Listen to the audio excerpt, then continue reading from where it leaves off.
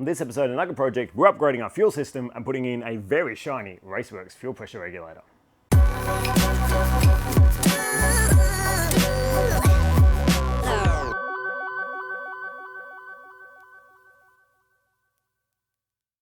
Alrighty, so before we get right into it, what the hell is a fuel pressure regulator? What does it do, and why do we need an upgraded one? Well, let me show you. Here's my very sketchy diagram that shows our fuel system in our car. Now, there's two primary fuel systems that run on most cars. There's what they call a deadhead system, or a dead end system, or non-return system, whatever you want to call it. And then there is this, which is a return system, which is what we have on Hyundai. So, how this works is very basic.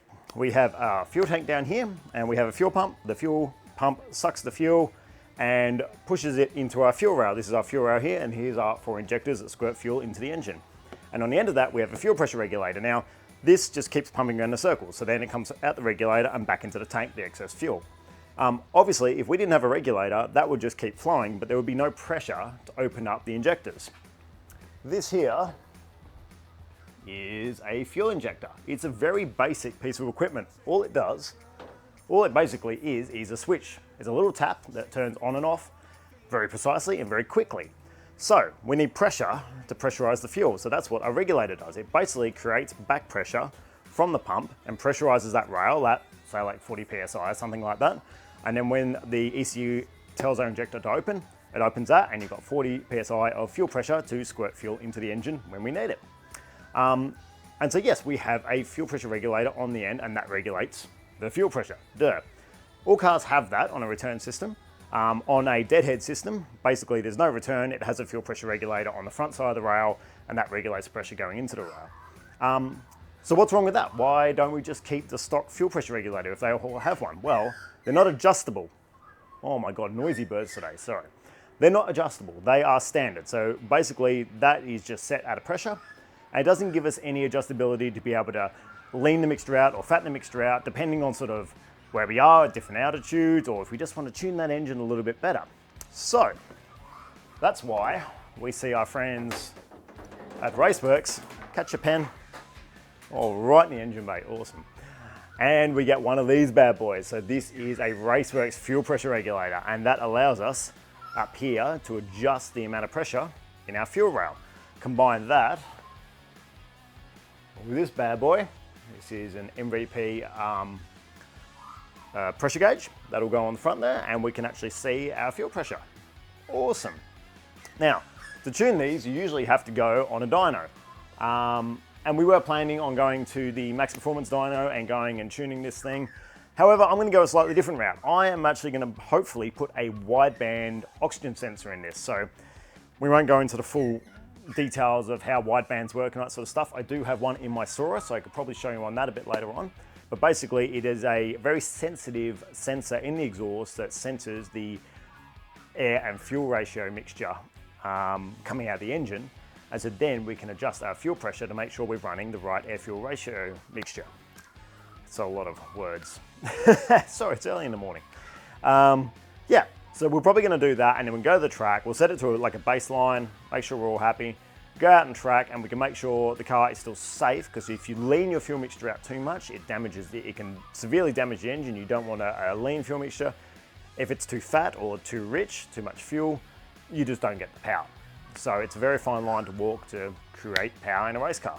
And it is one of the only things we can do to tune this engine. Honestly, like everything else is ECU controlled. We can't change timing, we can't change any of that stuff. We are allowed to change this. Okay, here's everything we'll be using today for our fuel system upgrade. So we have our beautiful parts from Raceworks. Obviously, we have our fuel pressure regulator. Now, keen-eye viewers will notice this is one of the big boys. This has got the massive, I think they're -8 or -10 fittings. This is like almost a racing, like a drag racing kind of setup. It's a little too big for the XL, but I got this before I got in cahoots with Raceworks, and they said, look, this will work fine. It works exactly the same. It'll do the same job. We just need to use some step-down fittings, which is why we have all these here. So these are all fittings that will allow that to work with our Raceworks, our Hyundai fuel system and fuel lines. But then, as I mentioned, we also have our MVP fuel pressure gauge there. And we have hoses there. This is their push lock hoses here, and that is rated for E85. Not that we're running on this car, but it will work with E85. Really nice stuff, and that's everything we'll need from Raceworks to make it fit. The next thing you will notice is we have a fuel rail here. Now, this is off of our newer engine, the new race engine we will build. And funnily enough, I just noticed this morning that this is aluminium and the one on the car is plastic. So I don't know if this is any better, any worse. I like the idea of an aluminium fuel rail. I think, you know, I think it'd be better. Maybe this will contain more heat. I don't know. Anyway, I like it. I've cleaned it up. It's all scrubbed up and ready to go. And then we have this little guy here, which is a barb fitting. Now, once again, Raceworks do these fittings, but I got this before I got in with Raceworks. And this is actually off a Elantra. It's basically the newer XL. So on the end of our fuel rail here, you'll see that we've got the open end there, and this will go on there, and that'll allow us, give us a barb fitting to put our hoses on. You just have to elongate those holes so it screws on. That's the only thing you have to do. And you'll see on the old rail that the fuel pressure reg is actually part of that. It doesn't give you a barb fitting, so that's why we need this. We'll show you that in a minute. So the very last part of our fuel system upgrade is injectors. So these are standard stock as rock Hyundai XL injectors. We aren't allowed fancy pants, bigger injectors or high performance ones. We have to run the standard injectors. But what I did is I pulled a bunch out of wrecker engines at the wreckers. I pulled the ones out of our new race engine, and I took a whole bag down to our friends at Luxe Performance. So they are a couple of doors down for our work at Street Machine. We go down there, we dyno cars all the time. Zane and Lindsay and the boys down there are legends and put up with a lot of our crap. I saw Lindsay cleaning some injectors and flow testing. I said, that's really cool. I didn't know you had that machine. He's like, yeah, if you want to put your Hyundai injectors in there, hell yeah. So I brought him down the bag so he could basically clean them all and then match up a good set. So anyway, here's our little trip down to Luxe Performance and speaking to Lindsay about doing our injectors. So I'm here filming dyno stuff for Luxe Performance, got all my cameras out, and we're doing my injectors. We're filming Superman, and we're doing my injectors while we're waiting to film. It's Lindsay. Lindsay's cleaning up my injectors for me.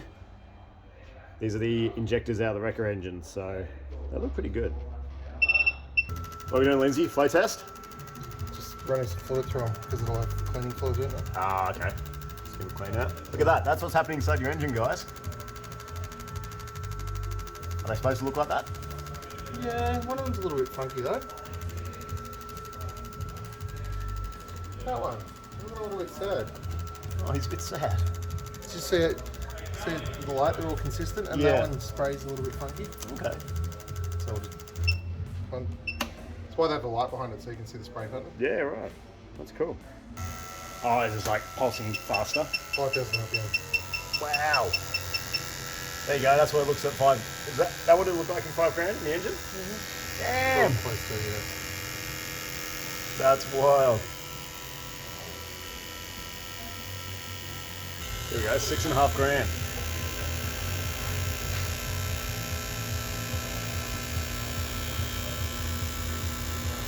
Now Liz is going to do a low RPM flow test. See this injector's being a little bit of a dork, so we'll see. As a dick, maybe I'll go down the wreckers and grab a couple more and try and find one more consistent.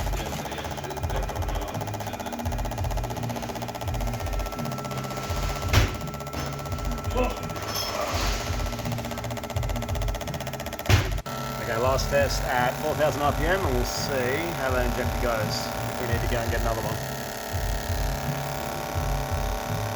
So that's pretty cool. We now have 4 injectors that are ready to rock and roll in this car. They are clean, they are flow tested, and as Lindsay said, these 4 we have here are all within 1 to 2% of each other. So they're all flowing the same, so we just know when we adjust this, we don't have one cylinder that's going to be running too lean, one that's too rich. We know they're all going to be running the same, and that's key with fuel, is just consistency. So perfect. Anyway, let's get stuck into putting this this new fuel system in our car. So first thing we need to do is get rid of the old fuel rails. So let's get in there. We need to disconnect our injectors, need to undo the fuel rail, move a couple of these vacuum hoses so we can get access. Okay, well, that's off. There we go, so they're the breather hoses. Get them out the way.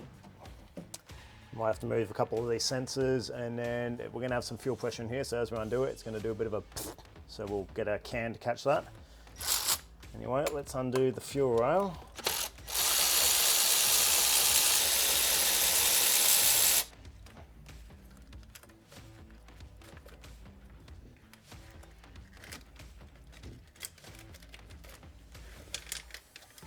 Ta-da! I'm trying not to leak fuel everywhere. But that is our old fuel rail. And yeah, it's plastic. I don't know if that's better or worse or what. Very strange. And you can see on the end there, you know, I was talking about we need that barb. So that's the stock fuel pressure regulator there. And obviously we need a barb there instead. And that's our normal return line that goes down the back. So we'll run a return line from the fuel pressure regulator, the new one. Sweet, I'm gonna go get rid of this excess fuel, and then we'll look at cleaning up that area and putting on a new fuel rail. So I just had a look, and it looks like our new fuel rail will fit. We just need to use the spacers off of the other manifold. Look, I don't know if the alloy is going to be any better than the plastic. Maybe the plastic's better for heat, but given that it's a cheap Hyundai engine, I'm going to go with the plastic was cheaper to make than the alloy. So I'm going to go with the alloy because I think it looks nicer, it's shinier, and it's alloy, you know, it's not going to break. So yeah, we just have to run these spacers and the longer bolts, and we also have the little brackets here to secure our wiring loom pro injectors. And I do have a couple of those specialized cable ties that pop in. Bugger if I can find them right now, but I'll find them later. So anyway, let's get our new injectors in. When you put in new injectors or anything with rubber seals, use this guy. So this is specialized rubber grease designed for seals. It means they go in, they seal properly, stops them going hard, all that sort of stuff. So you get some good stuff like this. Protex actually make really good stuff like this, but I couldn't get it in time. Obviously I just went to the shop and got whatever they had, paid a fortune for the Penrite stuff. But anyway, let's get this fuel rail in, and then we can look at our fuel pressure reg. And once again, just to show you the difference here with what we're gonna do. So there's our new rail, there's our old rail. So the old rail has the fuel pressure reg here, so the pressure comes in, that's the feed line, pressure comes in, that's our stock fuel pressure regulator, and then it returns down this line back into, and that returns back to the fuel tank. So because we're running straight to the fuel pressure regulator, our new one, and then it'll return at the fuel pressure regulator, we don't need this return line. So we've taken all that off. And because we need a barb, we have our new barb fitting to go in the end there, so we'll put that on now. There it is, so we've got our new barb fitting. So once again, it's got a rubber seal, so we'll just use a bit of this rubber grease. Okay. As a side note, you can use Vaseline for this too, which is probably what most mechanics use. But I'm happy to use the correct stuff. I'll pop him in there. It also helps slide these things in better.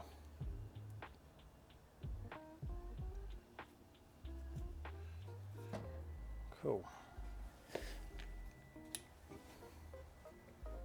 Now we can put our new injectors in.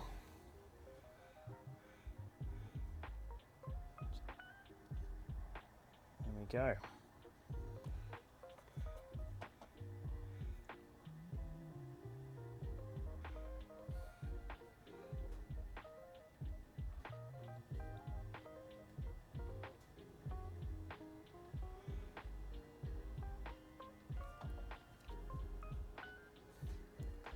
And lastly, before it goes in, we have our injector clips, just those little metal clips. And they just go around, sit in the groove. You'll see a channel where they fit. Just fits in there, over the top. And it'll click into place.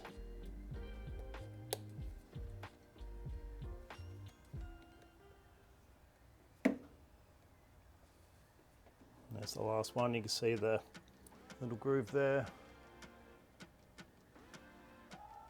Slide it over, get it in the groove. Give it a wiggle, and that's in. That's holding our injector in there good. So what I'm going to do to make it easier is I'm going to remove our little pressure sensor broken thing here, which which always breaks on XLs.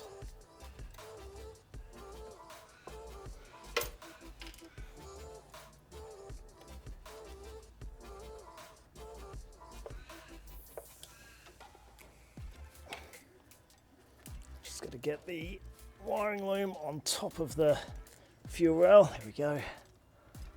Get all the connectors up here too.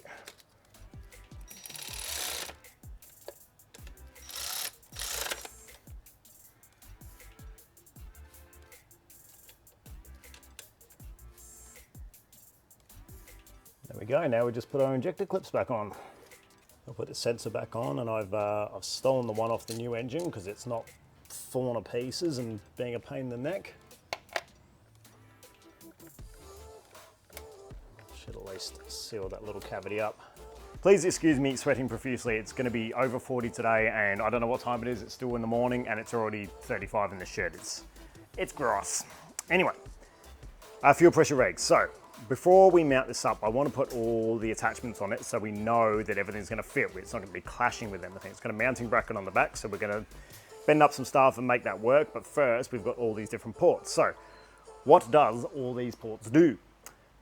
These two ports on the side are in. So depending on where your fuel system is, you can go in either side. It doesn't matter. And the one on the bottom is the out. Very simple. And then we've got a little port on the front for our gauge. Super duper simple. Now, I'll be coming in from this side, so we've got our little blanking port here. So we're just going to blank that one off. Very simple. On the other side, we have the in. So we've got this nice little adapter here, and that'll screw in that side. They're all O-rings. You don't need Teflon tape or anything. Literally screw it in and forget. So that's the in, and the other side blanked. Now on the out, I spoke to our legend friend Jamie from Raceworks about this last night. What I have is a bit of a weird one. Because the XL runs such small fuel lines, they're not used to dealing with such tiny little fuel lines. So I actually had trouble finding a barb that would fit the return line going back to the tank. So what I did is I found this adapter here. So that's I'll make sure I've got this the right way around. So that's the barb. It is an AN10 to 1/8 MPT reducer. And then that is a 1/8 to 1/4 AN4, which will go in there. So we can basically reduce that AN10 down to fit. Now, funnily enough, I messaged Jamie last night, just asked him some advice, and he goes, do you know that they just made that as a one unit? Literally, it has just been finished and it is coming in the country now. So he's going to send me a one piece so we don't have to use the adapter and everything. But yes, anyway, for now, we're going to use the adapter and screw that in, but that in the future will be a one piece. It'll be one in, that's it. No stuffing around. Fantastic.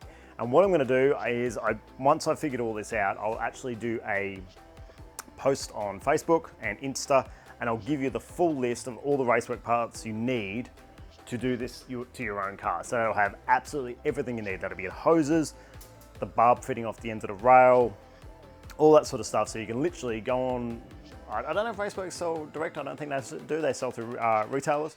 But you can go onto any of the retailer websites and go, this is what I want. You basically send them the list and they can send you the full kit, and that will work on your XL. So I think that's pretty cool. So I'll get onto that, so check back with that one. But for now, we're gonna screw all these together. And when we're doing this stuff, make sure you use, because these are all beautiful aluminium AN fittings, use AN spanners, the aluminium spanners that don't mark and damage your fittings. Let me show you. This guy, so you can get the specific size ones. This is an adjustable one, which I think is pretty handy for me, and we'll use that. Now, if you clamp in the vise, also use these fantastic Raceworks vice clamps. So they're magnetic, they click into your vise, and then you can clamp your fuel pressure reg or whatever you want in the vise and work on it without damaging it. So I think we'll do that right now. Now I'm waiting for another 100 messages about, don't work on the floor, you'll hurt your knees. I know, guys, and it does hurt my knees from time to time. But my bench is currently covered in engine parts, and also I cannot film because that bench is against the wall. So there is nowhere to put a camera unless I cut a hole in the wall and put the tripod outside. I could use a fold-up table. I do have one over there, but it is bright white and it blows the camera out, and it makes everything I'm working on very dark and you can't see it. So me working on the floor is for you, okay? So stop whinging. My knees will put up with it for a little bit, okay? Calm down.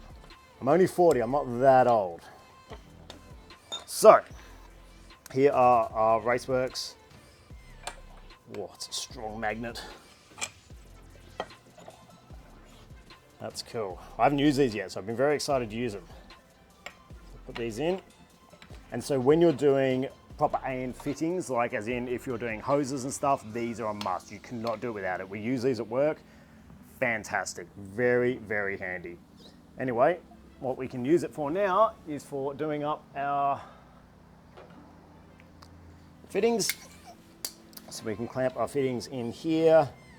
And yes, this is the most ghetto vise in the world, I understand. It's all bent and everything, so I just use it on the floor, doing stuff like this. I'm gonna get a better vise on the bench when we finally find our forever home that we're not gonna get kicked out of. So this is a tapered, this is an NPT thread, so we don't need any Teflon tape or anything. Just do it up and the taper will seal that. It's also on the non-pressure side. This is the return line, so it's not under pressure, so that's fine.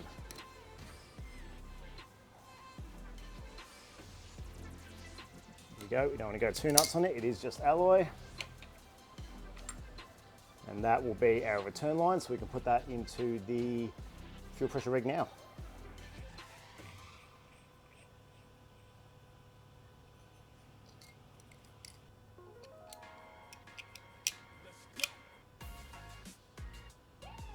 Perfect. So there is our return drain. So now we have to do our blanker and our input. So we want to input on this side,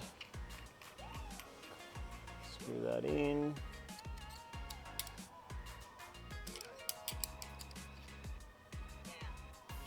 Fortunately, I don't have an aluminium Allen key this size. It is massive. So we're gonna have to use a steel one, which sucks because we can scratch it all up, but it's the only option I've got right now. So, sorry. Be gentle.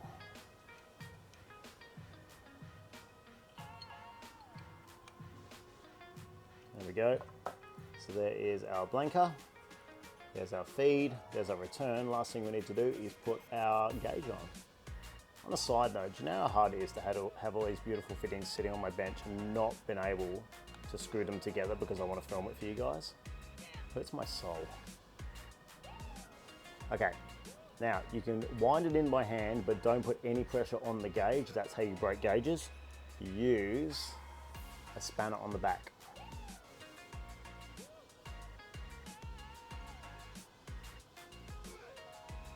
And there we go. So when we pressurize up the system, we'll check to make sure there's no leaks, but I think that's going to be good to go. Now we've got to figure out how to mount this thing. Okay, so the sensible spot to put this is pretty much here, out of the way and in line with our fuel rail.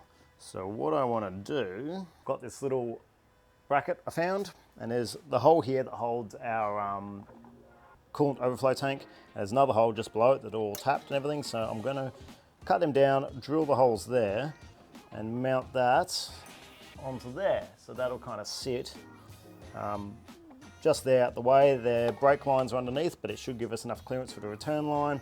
Basically, then I just need to run a hose from there to there, which is very easy, and then run the return hose under the manifold and back to the return line. Should be simple. Should.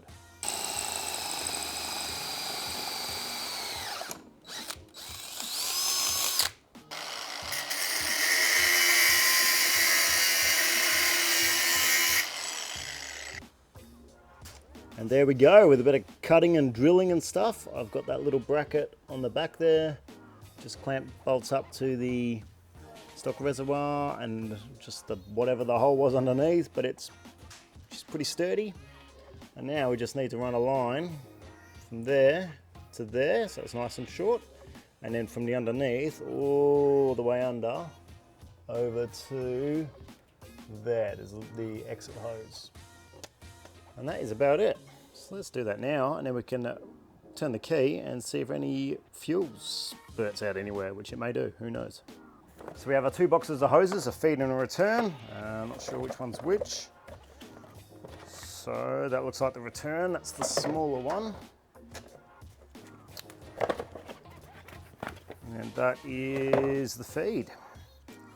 Cool, so we just need to make that fit from there to there, which is very easy. So we'll measure it up and get cutting.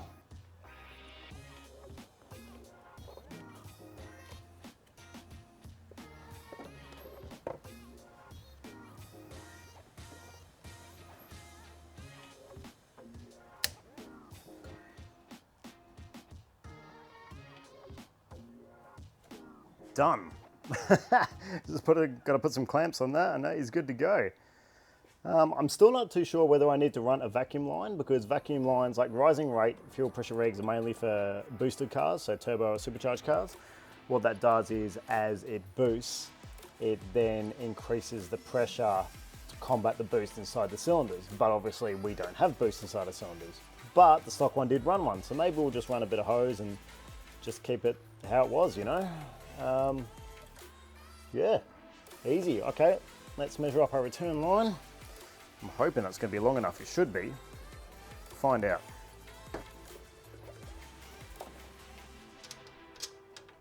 Easy. We've got tons spare. So that's great. So just going to work out the best way to route this. There's a good spot there where there's a bracket on the back of the manifold, so I can cable tie it to that to keep it from flopping around. And bring it up away from my linkages. Down to there. So I think God, I'm dropping everything. I think I will chop about that much off it.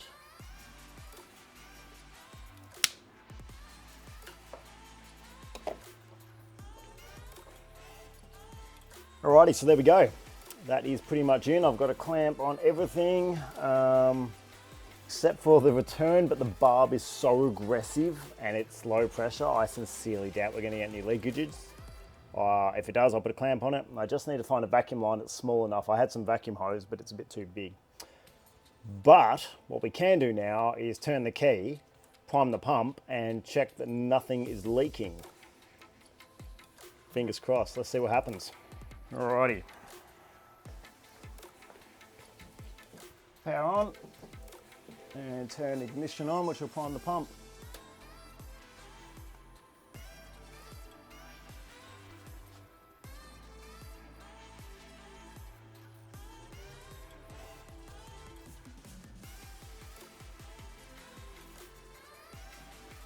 Okay, so that didn't work. I think maybe this pump doesn't prime when you turn the ignition on. Like maybe you need to actually have the engine started for the pump to run. Seems weird to me, but I guess that's the next step. Let's give it a go.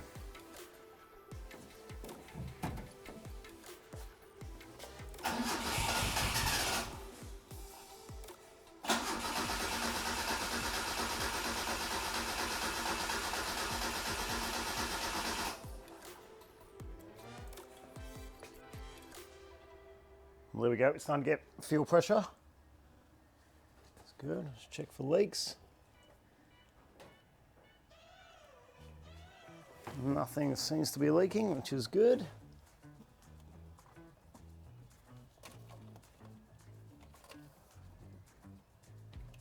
That's good, let's give it another go.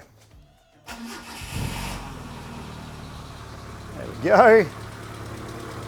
Perfect.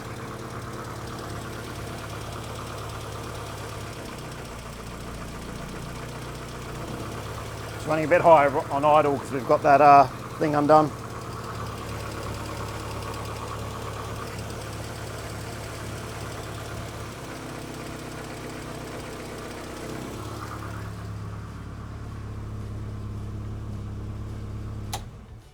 Alrighty guys, there we go, it's working. I'm already losing my voice, I don't know why. Please bear with me. But it's working, we still need to adjust it up. Obviously it's just set on the base level, we need to adjust it up properly. I think these run about 40 PSI standard, so I'll need to check on that, don't quote me. And then we need to tune it properly on a dyno or on track using a wideband, which is something we will do. But there, that is how you put a Raceworks fuel pressure regulator in a Hyundai XL if you're racing. Very simple, lovely. That's it for today. It's getting hot. There's something else I want to try and do and film today before I start cooking. So we're going to leave that there. I'll get that little bit of pipe and connect up that vacuum line. But we're good. It is, how many days till Bathurst?